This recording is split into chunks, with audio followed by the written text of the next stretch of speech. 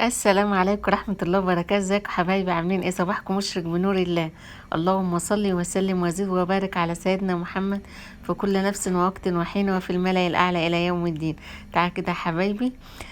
معانا نص كيلو دقيق، حطيت عليهم رشة ملح، ونقوم جايين عاملين بيهم احلى رقاق ان شاء الله. هضيف لهم كده حوالي كوبايتين ميه. احنا عايزين العجينه تبقى عجينه ولا هي طريه ولا هي ناشفه، وسط، وفي نفس الوقت ما يكونش فيها اي تلزيق.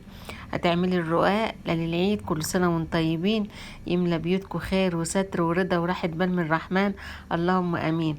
لو جربتيه مره يا حبيبتي صدقيني مش هتبطلي تعمليه، وهتقولي انا كنت ندمانه وغلطانه ان انا كنت بشتريه. الرقاق طريقته سهلة اوي يا حبيبتي، بس هو ايه، اهم حاجة ما تكسليش. بيتعمل بكل سهولة وكل اريحية، ما بيحتاجش اي حاجة، ولا خميرة ولا بيكنج باودر ولا مادة دهنية ولا اي حاجة. شوية دقيق وشوية مية، وهتكوني عاملة احلى رقاق عندك. بسم الله ما شاء الله.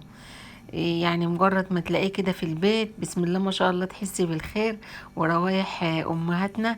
ربنا يبارك في اللي موجود ويرحم ابويا وامي واخويا وموتى المسلمين، اللهم امين يا رب. ربنا يرحم موتانا موتى المسلمين جميعا.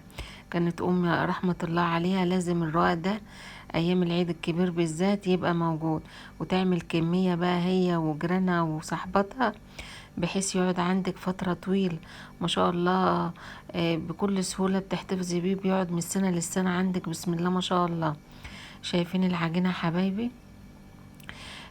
اتلمت اهي معانا، الله يرحمك يا ام.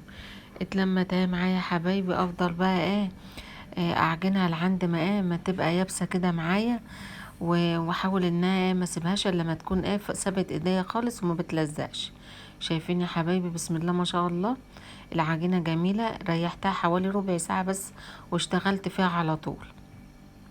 احاول بقى الرولاه كده حبايبي، وايدك ميزانك كده، تعملي نفس الحجم في الكور.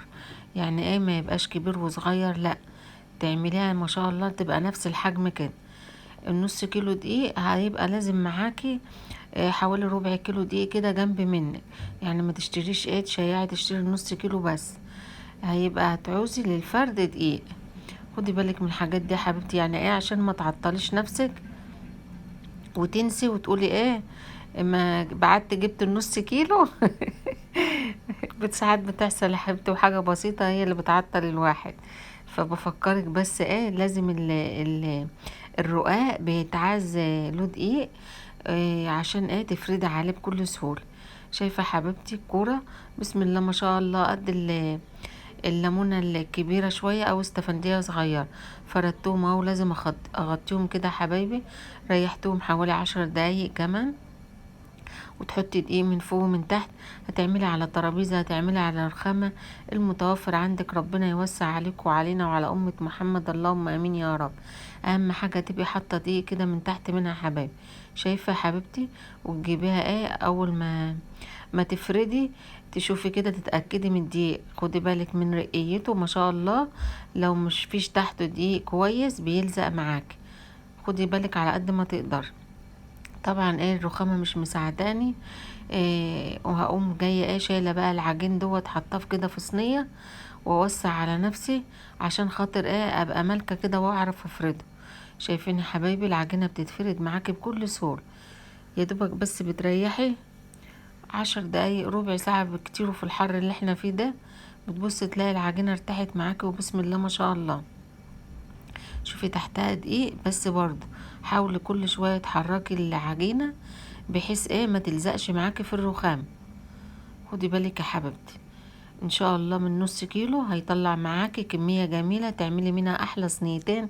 كل سنة وانتم طيبين يا حبيبي، ويتعاد عليكم بالخير واليمن والبركات، اللهم امين يا رب. ووعدنا جميعا بالحج كده يا رب، ونقف على عرفات جميعا، اللهم امين. ويرزق كل مشتاق، ما يوعدنا ويوعدنا جميعا، ما يحرمنا ابدا يا رب. شايفين يا حبايبي؟ جبت الصينية بقى احط عليها دقيق. شفتوا الصينية خانتني وقامت واقعة مني. بتحصل بياما بنقابل في المطبخ ده، والله الحمد لله. شلت العجينة اهو يا حبايبي في الصينية زي ما وريتكم، وقمت خدت اول واحدة فطير فطير يا اولاد، مش رقاق. بسم الله ما شاء الله. هنا بقى حبايبي سخنت معاه الجريل ده، بحتفظ بيه كده، ايه، بسوي عليه رقاق، بسوي عليه عيش.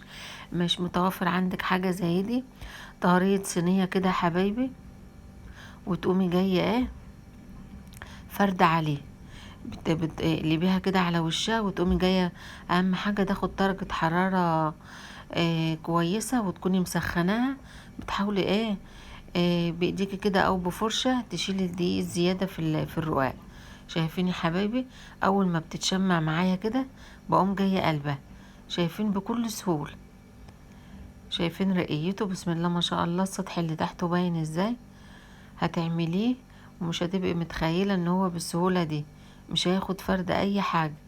وفي نفس الوقت برضو النص كيلو كمية كويسة، يعني ما تستقليهاش، واحدة واحدة. يعني لو اول مرة تجربيه ما تجربيش في الكيلو كله. شايفين يا حبايبي؟ وبكده حبايبي نكون وصلنا نهاية الفيديو. ما تنسوش اختكم باللايك والاشتراك والسبسكرايب. الله يسعدكم حبايبي. شايفين الرقية؟ تعملوا كده وتتهنوا بيها حبايبي. والسلام عليكم ورحمة الله.